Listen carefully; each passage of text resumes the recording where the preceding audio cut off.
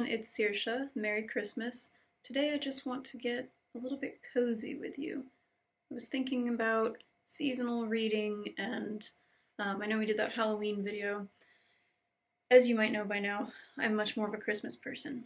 I love the lights and the smells and the food and just the vibes, the colors of Christmas.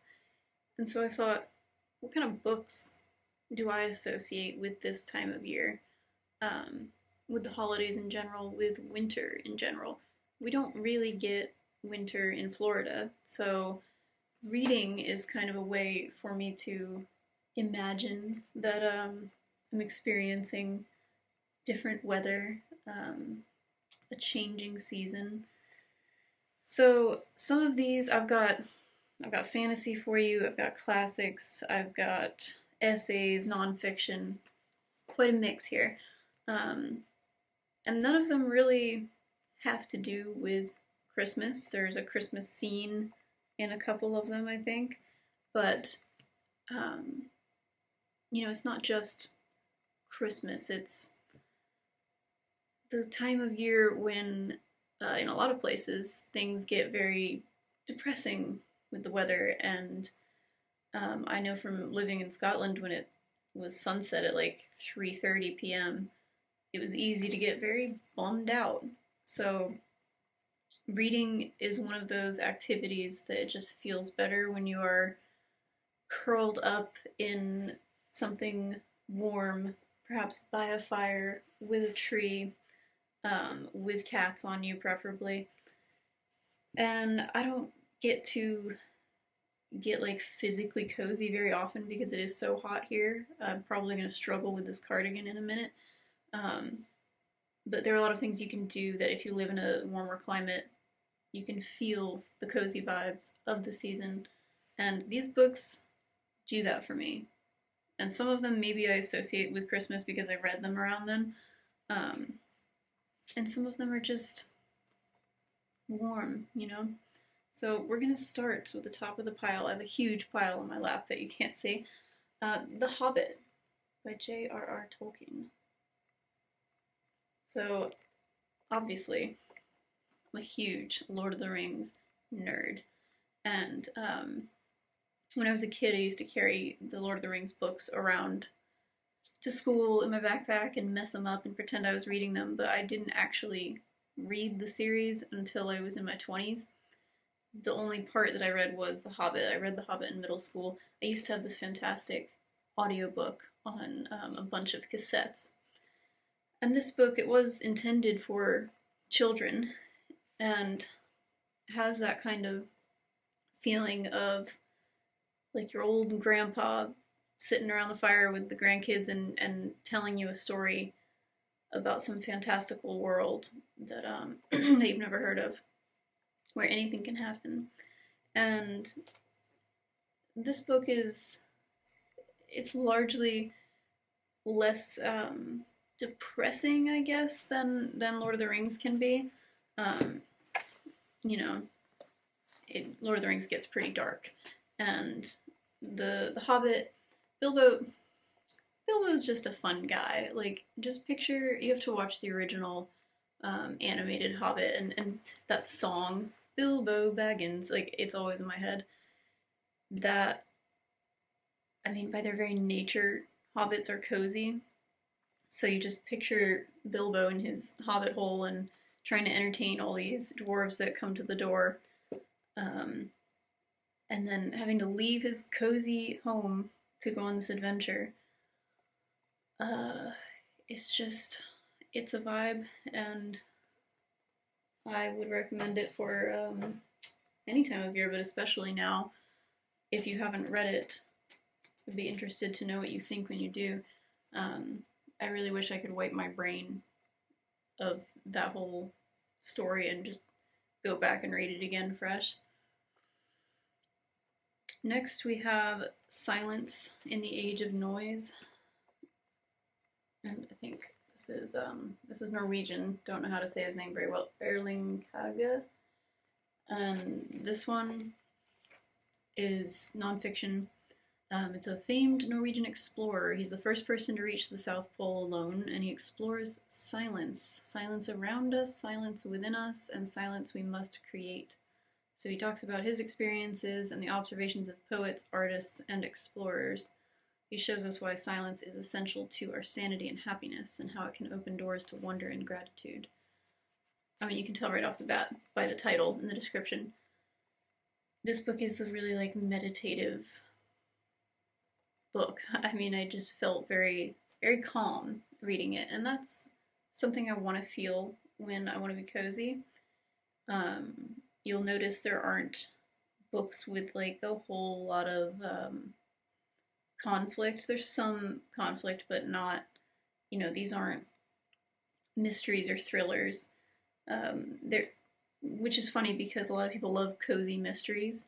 I've never really been into that genre, so something like this is very nice for me, to just relax and chill out, because we have enough stress in our lives, and when we add to that with the books we're reading, I have to, like, reposition in this chair because I'm trying to be cozy and I'm, like, sitting very stiff.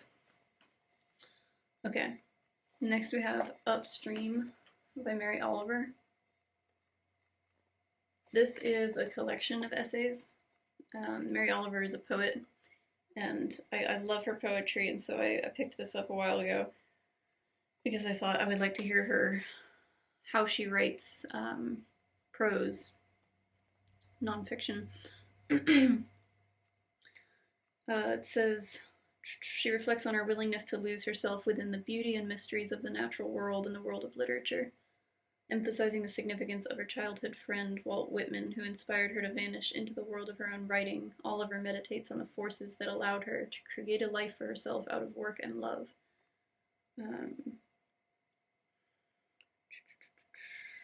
She encourages us to keep moving, to lose ourselves in the awe of the unknown, and to give power in time to the creative and whimsical urges that live within us. Well, anytime there's the word whimsical, I feel cozier already. She did a lot of nature poetry, and that, to me, is just the essence of cozy. Like, I just want to curl up with a bunch of forest creatures and listen to the sounds around me. Maybe watch the sunrise, eat some berries. Yeah, so I also recommend her poetry, and we've talked about that before. Next I have A Street Cat Named Bob by James Bowen, and he actually has another book about Bob that's specifically a Christmas book, which you can look at. That is A Gift from Bob. But I just picked the first one because it's such a magical story. Here, I'll just read this. When James Bowen found an injured ginger street cat curled up in the hallway of his sheltered accommodation, he had no idea just how much his life was about to change. James was living hand to mouth on the streets of London, and the last thing he needed was a pet. Yet James couldn't resist helping the strikingly intelligent tomcat, whom he quickly christened Bob. Soon the two were inseparable, and their diverse, comic, and occasionally dangerous adventures would transform both their lives, slowly healing the scars of each other's troubled pasts. So James was a recovering addict, and this is a true story. He finds this cat, and the cat likes to ride on his shoulders, and James takes him when he goes busking. He plays music, and Bob sits on his shoulders, and everybody loves that, and this makes a massive difference in James's life, and he gets to live a much better quality of life because this cat found him, and he found the cat, and I love a cat story. This has now been made into a movie, and there's elements of it that are sad, but overall it's heartwarming to see that bond between human and kitty cat, and that to me is cozy. If there's a cat, it's cozy, and we all like to read heartwarming things when the year is dying and everything is kind of bleak, and I know a lot of people like me get seasonal depression, and it's fun getting seasonal depression when you live somewhere where there aren't really seasons, because it's like there's no external thing you can point to, like, ah, sun's setting at 3, that's why I'm depressed. You just have this internal clock that's like, hey, get depressed now. It's September through December, so you better get depressed. Which is weird for me because it's my favorite time of year, and I hate the middle of the year, and that's probably because I grew up in Florida. The summer is unbearable, so you just feel like you're living in a hellscape, and this is like our only little respite, even though it is currently still in the 80s, and we're probably not going to get much great weather until January. Where was I going with that? Oh, seasonal depression. Yeah, so it's important to read things and surround yourself with things that make you feel holly jolly right now, and not like a sack of crap, or a sack of coal, if you will. All right, the next one.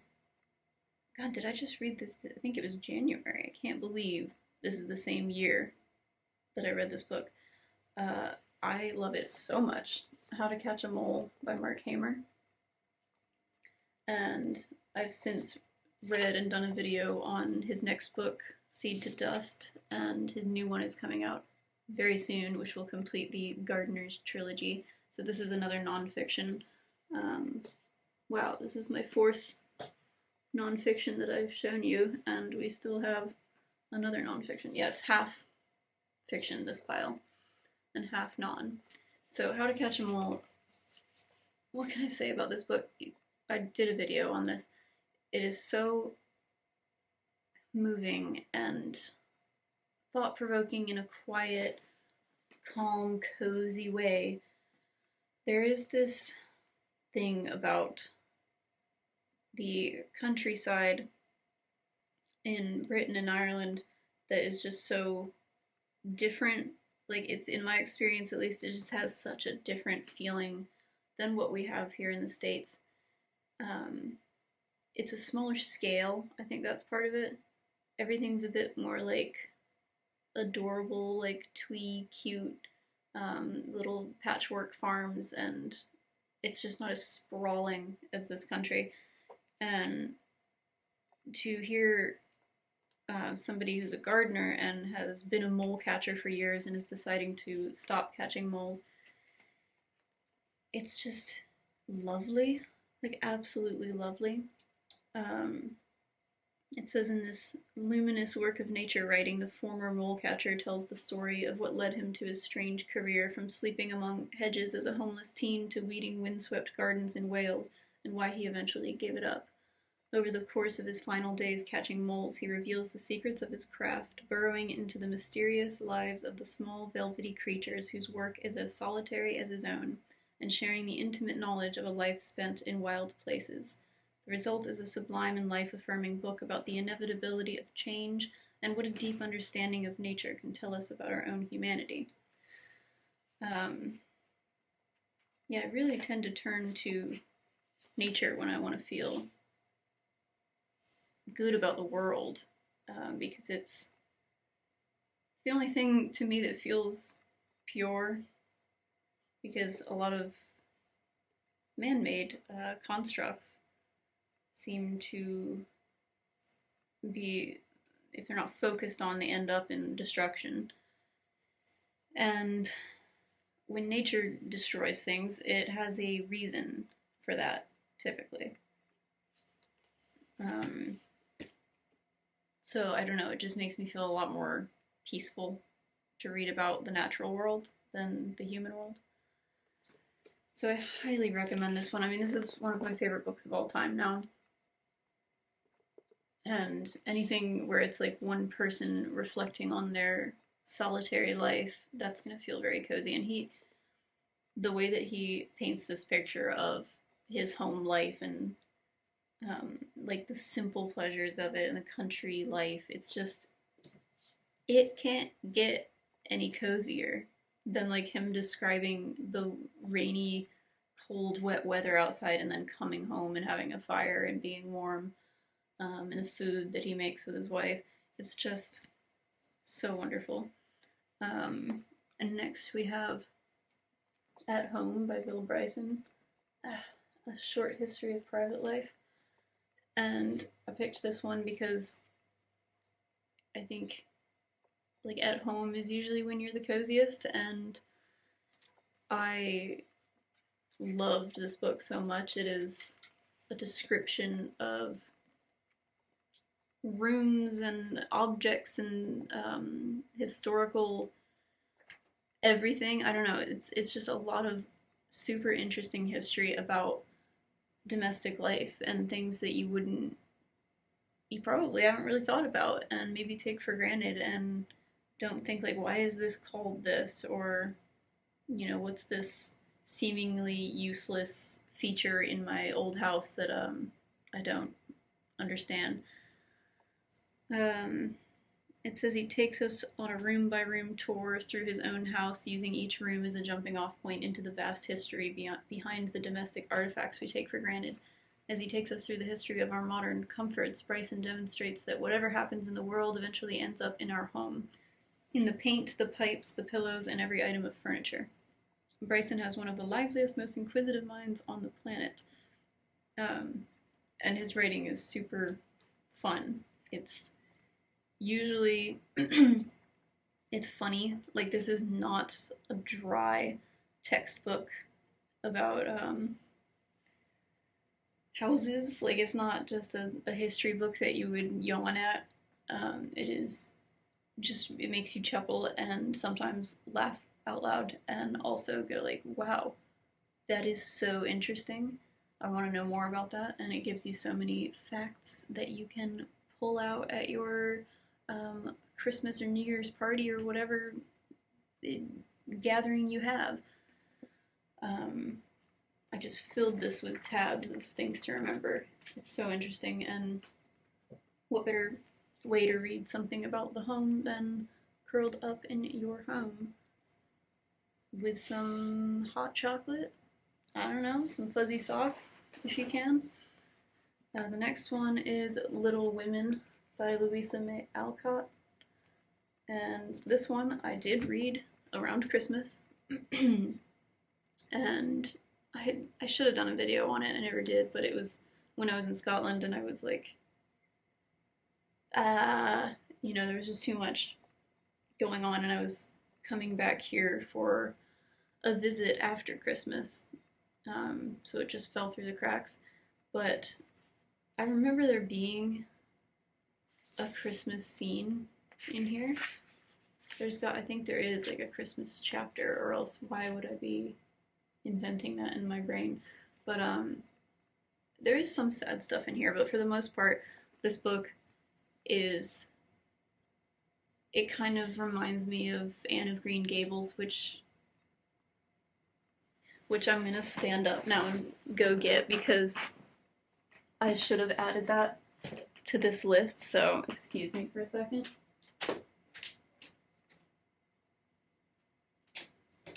Okay, now, the thing about this book is that I love it so much. I've been scared to do a video because I just don't know how to do it justice. But anyway, it feels like a similar vibe to me because it's like family bonding, and not, they make it pretty dramatic in the movie, but it feels more to me like a bunch of sisters sitting around loving each other. Though some of them do some pretty crappy things to each other, but whatever. It, for the most part, is like just a story of growing up and loving your family. And that to me is very cozy. So now I'm going to add this one to the list here. I love it so much, and I have many editions of it already. I just discovered it, like I've had it forever. I can't find my original copy. I had the whole box set, So I knew about the story forever, but I didn't read it until I discovered the show on Netflix, and with an E. And that got me through some very bad weeks and helped me to like see a little bit of beauty in the world when I couldn't. And it is just precious. Like, it is so full of hope.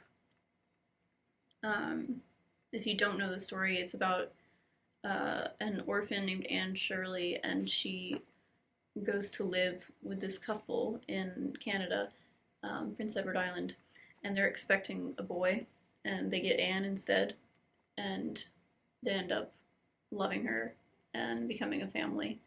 And she makes friends and dreams, and it's just so heartwarming. So I need to do a video on it.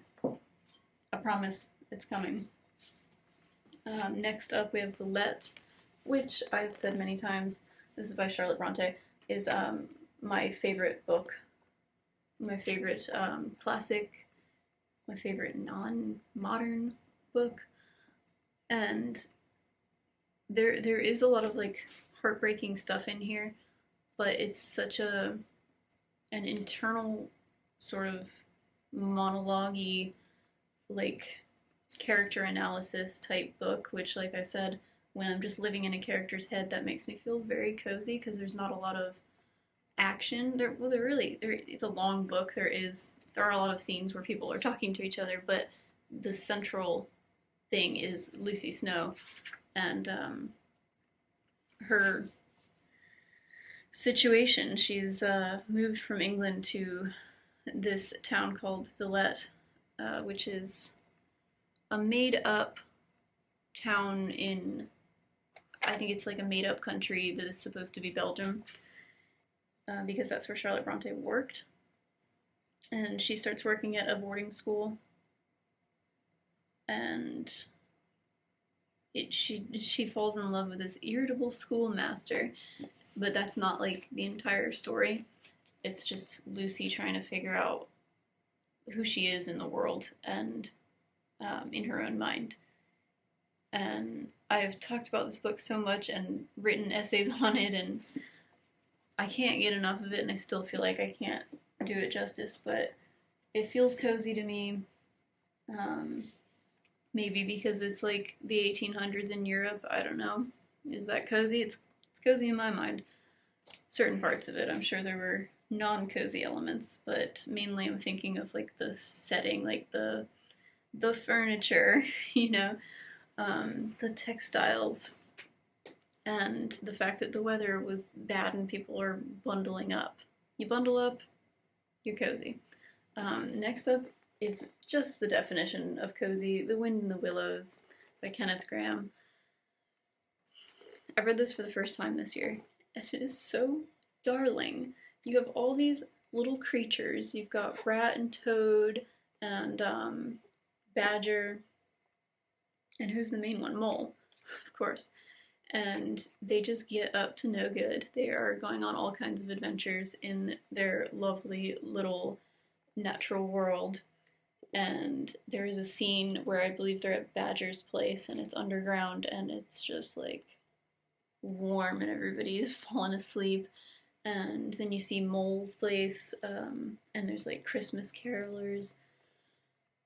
It is so wonderful to just curl up and enjoy that book. Like 100%, that's one of the top coziest books I've ever read. And then I picked Harry Potter and the Goblet of Fire because this has the Yule Ball scene, and for me this was the one that I kept coming back to as like one of the most comforting and cozy of the books in the series. After this it gets so dark, but just that Yule Ball scene, doesn't that just like fill your heart with Christmas cheer? And I loved it in the movie. It was so beautiful. So those are all the cozy books I'm going to recommend right now. I hope you enjoy your winter reading, and please let me know, what do you like to read at this time of year? Are you feeling cozy? Do you get cozy from reading books? Yeah, Thanks for watching and stay cozy, okay?